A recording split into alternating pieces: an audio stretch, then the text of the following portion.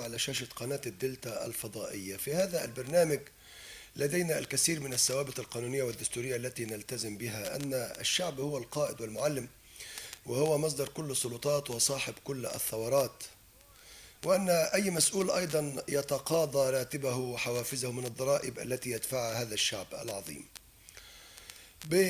ننتظر اتصالات ومداخلات حضراتكم لعرض مشاكلكم على الهواء مباشرة على الأرقام المختصرة التي ستظهر الآن.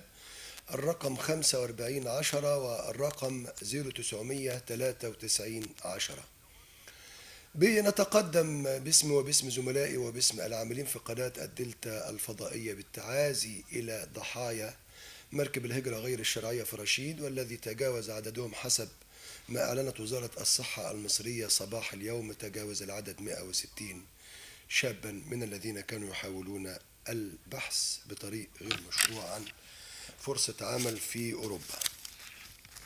هذا الأمر ربما هناك تدخل على الخط من مفوضية اللاجئين، إنها تدخلت بشكل معين، لكن نتمنى من الحكومة اتخاذ إجراءات عاجلة في إيجاد فرص عمل جديدة للشباب وفتح أبواب الأمل وآفاق الأمل أمامهم لكي لا يفكروا في الهجرة وترك دولتهم مصر. سيظل مبنى مسبيرو اتحاد الإذاعة والتلفزيون هو المبنى العملاق الذي علم وأسس وأنشأ كل وسائل الإعلام في الدول العربية، وكذلك أبناء مسبيرو هم حتى هذه اللحظة التي أتحدث مع حضراتكم فيها هم من يشغلون وينجحون ويجعلون القنوات الخاصة صامدة لأنها تنتمي إلى القطر المصري. لكن عندما يتطاول الصغار على مسبيرو العملاق فيجب ألا تتوقف المسيرة، ويجب أن ننظر إلى الغد وإلى الأمام دائما. معنا النهاردة كثير من المشاكل والمظالم في حلقة النهاردة، نتمنى أن ربنا يوفقنا. أهالينا في حي السلام طبعا هنعرض مشكلتهم، هي اتأخرت شوية لكن كان لظروف شهر رمضان وبعد كده الأجازة والكلام ده. أيضا معنا منجل أهل الخير لسيدة مطلقة وعندها 4 بنات بتربيهم، وجوزت تقريبا جاهزة بنتها الكبيرة، فعايزين نضع أرقام تليفوناتها لأهل الخير، احنا مجرد وسطاء خير فقط. معانا أيضا مشكلة الطفل الصغير اللي كان شغال في ورشة عنده 11 سنة والمفك جه في عينه تقريبا فقد النظر، فاحنا هنحاول يكون لنا وقفة ولنا تعاون مع السيد الدكتور مرهف الموجي مدير عام التأمين الصحي في الدقهلية.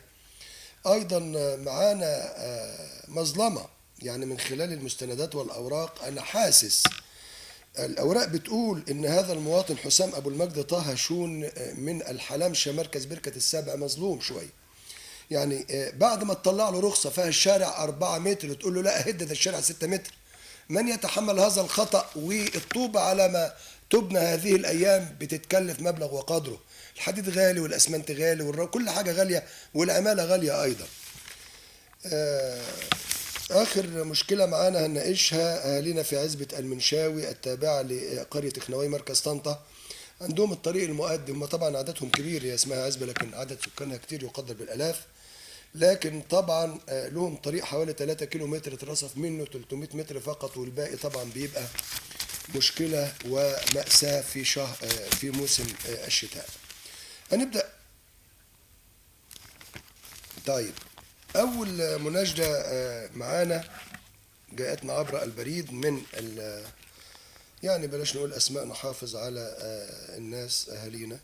يعني إحدى المواطنات بتقول أنا مطلقة ولدي 4 بنات في مراحل التعليم المختلفة، زوجت ابن بناتي الكبرى وجهزتها بشيكات وإيصالات أمانة، وعندي أخرى مخطوبة ودخلها طبعا لا يكفي لدفع الأقساط وتعليم البنات وتجهيز الأخرى، وهي بتدفع إيجار شقة ومصاريف المعيشة. يعني هذه السيدة مصيرها طبعا مصيرها مش كويس، فهي بتطالب أهل الخير. الزملاء سيضعون أرقام تليفوناتها المحمولة الآن أمامكم لمن يريد أن يتواصل بجد، يعني يتواصل بجد مع هذه السيدة اللي هي لم تجد غضاضة في أنها تلجأ لوسيلة إعلام وطنية زي برنامج ما تشيلش هم ولست وحدك. فيجب أنه اللي يتعامل مع هذا الرقم يتعامل معه باحترام وتقدير، لأن الزمن دوار كما تقول التجارب.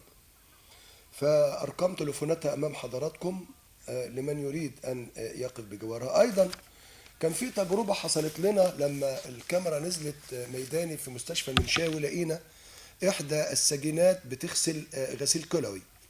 فالمهم عملنا معاها لقاء وقالت أنا محبوسة أيضا، كنت جبت جهاز لبنت جوزتها، بنت اللي قدامكم ديت، واتحبست. فيعني توفيق ربنا إنه السادة مسؤول مديرية الأمن في هذا الوقت لمحوا هذه الحالة من خلال البرنامج، فكان موقف جيد جدا من الله يديله الصحة اللواء نبيل عبد الفتاح مدير الأمن الأسبق في الغربية، وسددوا لها 10,000 وأفرجوا عنها. فنتمنى أنه هذه الحالة أيضا حسب القواعد والقوانين المعمول بها تلقى اهتمام من الجهات اللي هي تقدر تحل لها مشكلتها. يعني هذه سيدة غارمة ملهاش ذنب ان زوجها يعني تخلى عن رجولته وعن مسؤوليته وطلقه معاها 4، يعني عشان خاطر ولادك يا اخي، اذا كنت حتى مش بتحبها وهي تعباك في عيشتك، عشان خاطر ولادك اللي حاملين اسمك.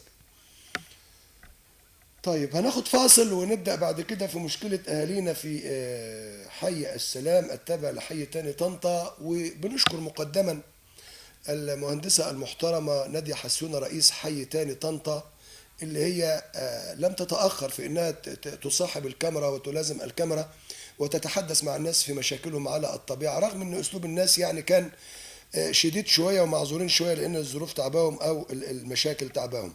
فبعد الفصل هنعرض هذه المشكلة.